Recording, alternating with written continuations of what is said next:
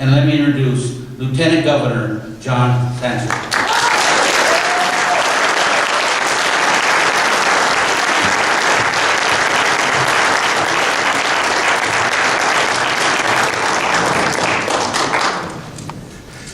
Thank you, Rick.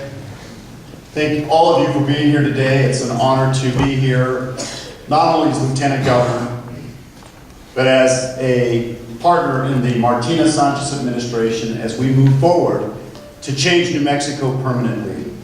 I feel honored that I have been given the opportunity to come here today and speak among not just Tea Party patriots, but true Americans. And that's really what we are at the end of the day. Let's not be labeled by our opponents that we are somehow different from the rest of America. We are America, you see. We as patriots, we as Tea Party members are Americans. It is what made this country great, those values of less government, lower taxes, having the federal government stay out of our lives, you see. For somehow our opponents would say that we are radicals, but we are not. We are true Americans. And today I stand here not just as Lieutenant Governor, but as a fellow Tea Party patriot, somebody who stands with you for those purposes, okay?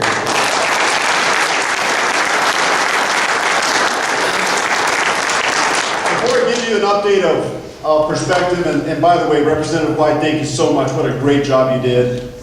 But before I give you a perspective from what we would call the executive perspective, the governor, lieutenant governor's perspective, I do want to just say thank you to all of our veterans, to the brave men and women who have served this country so bravely, and to the brave men and women who have provided the ultimate sacrifice that they've made for our country. I want to personally thank you for that. You know, after the election, I did something very different. I don't know if anybody's ever done it before in November. And that was we went on a statewide listening tour. And so from about November 15th through December 15th, I visited all 33 counties of New Mexico, including this one here, and had the opportunity to listen to people from all over New Mexico. You see, because sometimes as elected officials, we do nothing more than talk. And in this particular case, we did something different. We simply listened.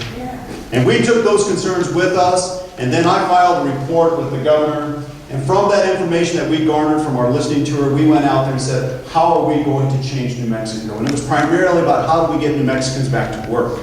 So I want to thank you for your input.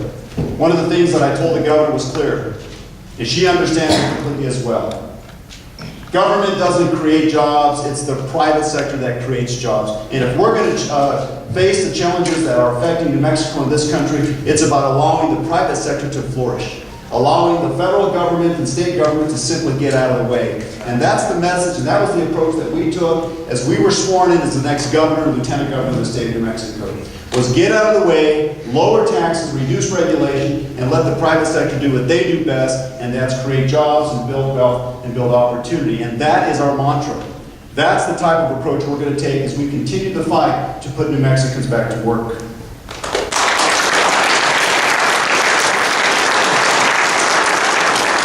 One of the things that we can do as elected officials is talk about what we want to do, but it's another thing to lead by example.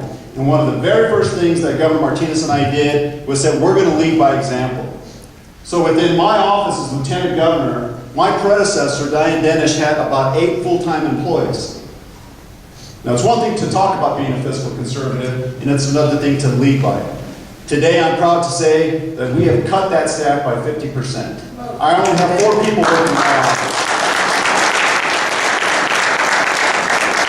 It's about going back and reducing the overall size of state government.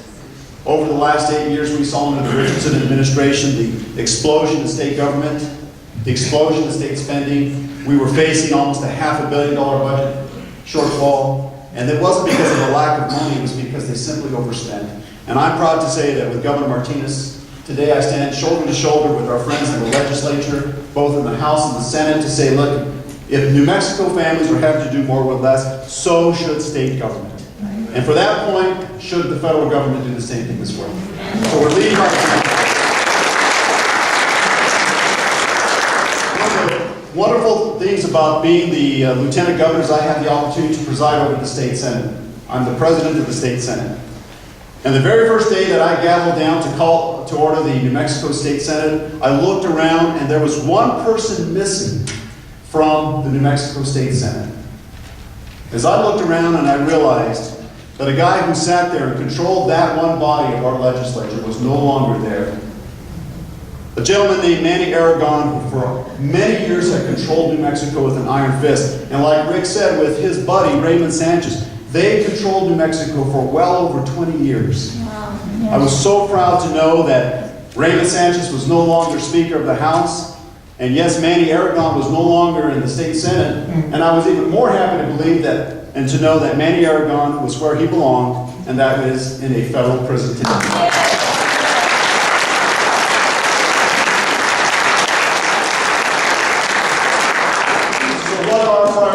Our priorities were to balance the budget, and we did it. Guess what, folks? We did it without raising one dime of your tax dollars.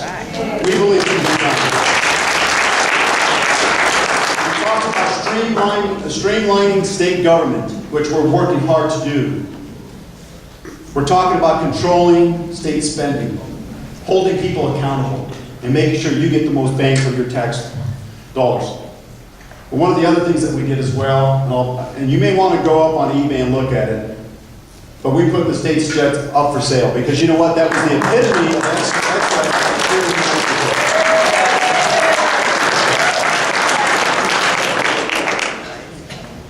It's an honor to serve with a governor who has the political courage to stand up and do the right thing.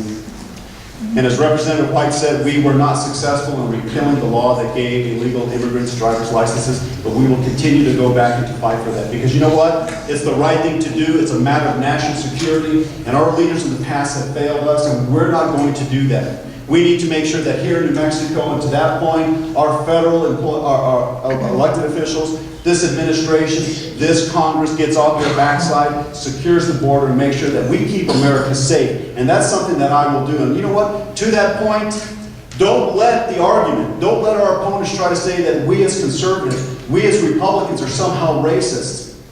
Now, one of the things as President of the Senate, I don't have a vote unless it comes to a tie vote.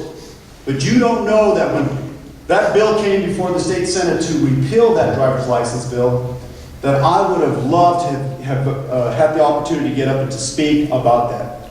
Because I heard our liberal opponents talk about how this was based on racism, that somehow it was about white people against Mexican people, liberals against conservatives. Now, I'll tell you this, I've always considered myself to be an American first and foremost, but I'm also a proud Hispanic as well. And I wanted to stand up and say,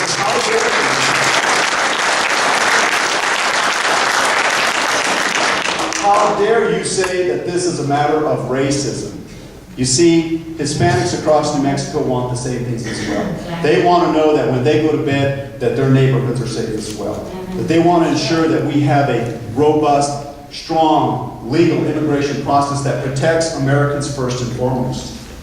And so it kind of made it a little difficult when they try to say that conservatives and Republicans were anti-Hispanic, when the top three elected officials in the state of New Mexico, Susana Martinez, John Sanchez, and Diana Perrin, are all Hispanics.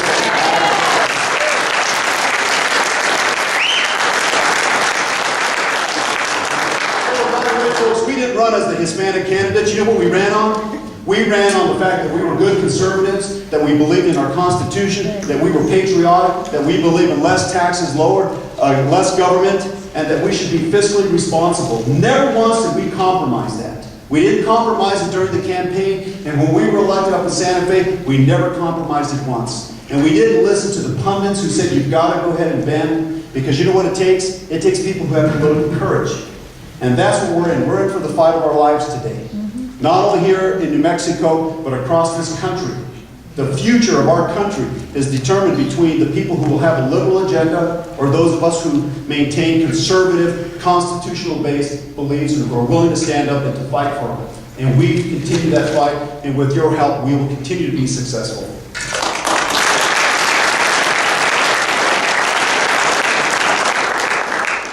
How do we get New Mexicans back to work? Well, as a business guy, somebody for almost 30 years who's made a payroll, who understands what it is to pay taxes, workers' comp, insurance, I understand what it takes to build success here. And in New Mexico, we simply have to unleash the private sector. One of those reasons was our oil and gas industry that for years has generated billions of dollars worth of tax revenue and created thousands and thousands of jobs. Somehow we have wanted to penalize that industry when it comes to how it creates opportunity in our state. It did in the last administration. Governor Martinez and I will work hard to allow that one particular industry to thrive. Lower regulation, less permitting. Yes, we will continue to protect the groundwater and our environment, but you know, every day when you go out and you're paying over $4 a gallon for gasoline, it's because this administration, the Obama administration, has prevented us from drilling our own oil in the Gulf of Mexico and up in Alaska. We've got to change.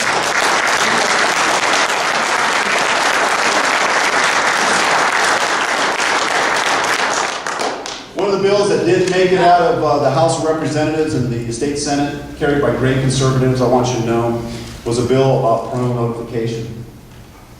You see, I'm a parent first and foremost. And one of the things that I really have strived to, I did as a state legislator, every time I run for office, I've always been firm about it.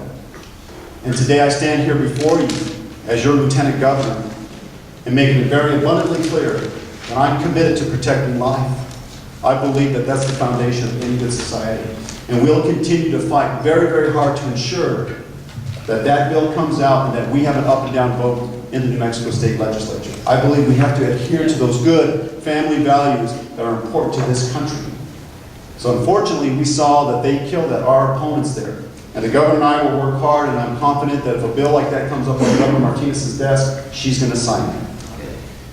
Let me close by saying one of the most important and interesting meetings that I had there in, as Lieutenant Governor of Santa Fe. I was asked to be the guest speaker at an event one night, the New Mexico Hispanic Roundtable. And you may not be familiar with this organization.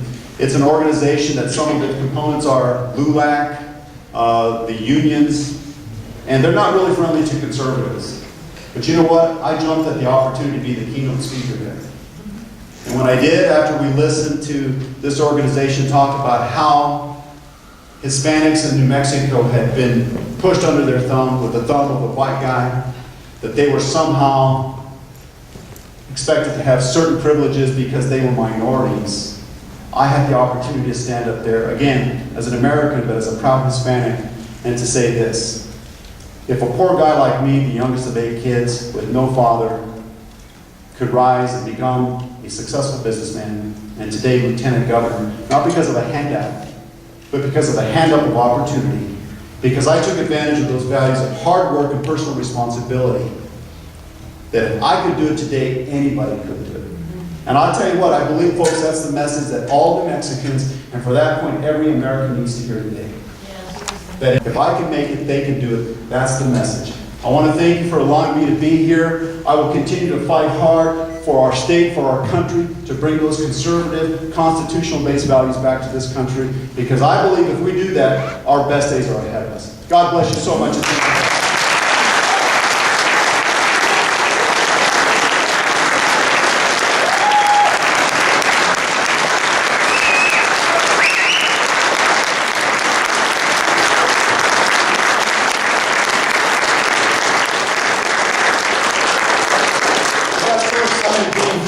Event that I referred to our representative as Representative White, it's Representative Smith, but he knows who I'm talking about.